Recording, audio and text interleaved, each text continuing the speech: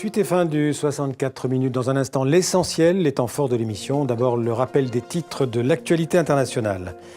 À 48 heures d'un scrutin historique en Tunisie, la fin d'une prise d'otage dans la banlieue de Tunis. Aujourd'hui, les forces spéciales ont donné l'assaut. 6 personnes, dont 5 femmes présentées comme des terroristes, ont été tuées. 2 enfants légèrement blessés ont été hospitalisés. Les 28 de l'Union européenne réunis en sommet à Bruxelles, un accord sur le climat a été obtenu jeudi soir avec une réduction de 40% des gaz à effet de serre d'ici 2030. Par contre, les discussions aujourd'hui sont toujours très tendues sur les questions budgétaires. En première ligne, les Britanniques, les Français et les Italiens. Un premier cas d'Ebola au Mali, une petite fille de 2 ans qui revenait d'un voyage en Guinée. Les autorités maliennes se veulent rassurantes. Ce premier cas aurait été détecté de manière précoce. La santé de la fillette se serait déjà améliorée. Ce soir, le gouvernement malien annonce de nouvelles mesures de contrôle et d'isolement à Kayes, dans la ville où se trouve la fillette. La population est invitée à ne pas céder à la panique. Comme promis, retour sur l'essentiel de ce Monde en français, un résumé du 64 minutes préparé par Philippe Randrianarimanan et Corinne Lannoy. Elle n'a que 2 ans, mais elle est placée en quarantaine, officiellement malade d'Ebola, d'après les résultats de tests sanguins. L'histoire de cette contamination est singulière, celle d'une fillette dont les parents sont décédés d'une cause inconnue.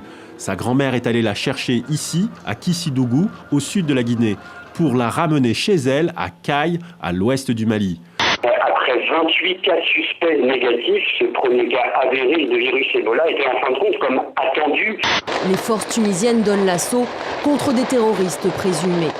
Dans l'attaque, 6 personnes ont été tuées, l'un des hommes armés et 5 femmes, elles aussi considérées comme terroristes. C'est une période d'ébullition très très forte et avec le Concile du Vatican qui concerne l'Église catholique, nous avons été envoyés en Amérique latine pour freiner la montée du communisme.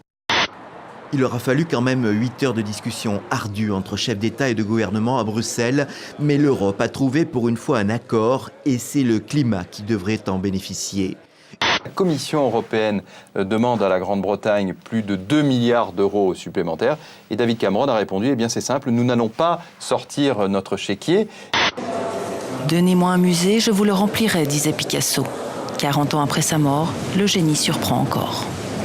Il faut savoir que le musée possède à peu près 5000 œuvres et ils n'en ont exposé cette fois-ci, dans cette présentation inaugurale, environ un peu plus de 400. Donc ça laisse de la marge. Sans oublier qu'il y a les archives de Picasso qui représentent un nombre incroyable de pièces et qui, dans les expositions à venir, seront valorisées et qui vont pouvoir insister sur tel ou tel point de sa création. Mon style est très simple et peut-être facile à traduire. Si vous avez un style très décoré, c'est difficile à traduire ces petits trucs, ces petits manies. Oui. Ce sont, on peut dire, des tableaux qui évoquent en fait les traumatismes après les tranchées, après-guerre. On appelle ça en anglais le shell shock, et c'est précisément le titre de cet opéra. Il sera créé ce soir à la Monnaie, à Bruxelles.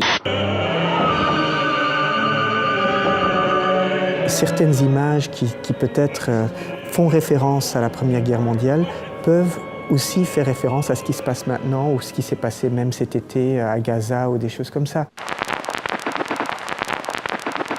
Avant de nous séparer, une pensée pour Serge Lazarevitch, le dernier otage français détenu quelque part au Sahel depuis 1065 jours, bientôt 3 ans.